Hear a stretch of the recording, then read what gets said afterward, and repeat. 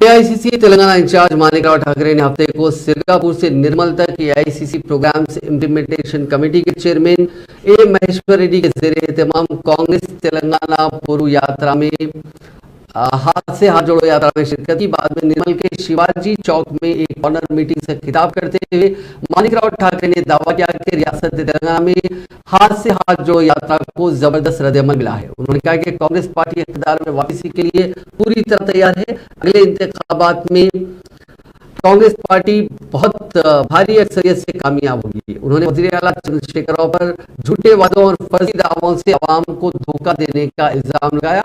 उन्होंने कहा कि कांग्रेस कैडर घर घर मुहिम चलाकर तेलंगाना में बीआरएस हुकूमत और मरकज की बीजेपी हुकूमत की नाकामियों को बेनकाब कर रहा है। इस प्रोग्राम में सीनियर कैदीन बशमूल एआईसीसी तेलंगाना इंचार्ज नदीम जावेद, नगुंडा के रुकन पार्लियामेंट उत्तम कुमार रेड्डी, साबिक पीसीसी सदर वी हनुमंतराव, साबिक डिप्टी सीएम दामोदर राज नरसिम्हा और दीगर सीनियर कायदीन ने शिरकत की। इस जलसे से खिताब करते हुए उत्तम कुमार रेड्डी ने तेलंगाना में बढ़ती हुई बेरोजगारी के लिए बीआरएस हुकूमत को तनकीद का निशाना बनाया। उन्होंने निशानदेही की कि तेलंगाना में 40 लाख से ज्यादा नौजवान बेरोजगार हैं, जिनमें तकरीबन 25 लाख काबिल यानी क्वालिफाइड नौजवान हैं और हुकूमत इन्हें नौकरी देने के लिए कुछ नहीं कर रही है।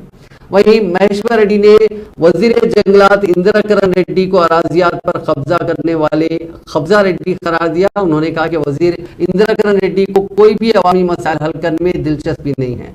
बासर में ट्रिपल आईटी के मसाइल को अब तक हल नहीं किया गया। आदिलाबाद में आदिवासियों को जेल मुंतकिल करने पर उनसे मुलाकात तक नहीं की गई। 8 साल से काबीना में नुमाइंदगी करने के बावजूद भैंसा की तरक्की के लिए कोई इकदाम नहीं किए गए।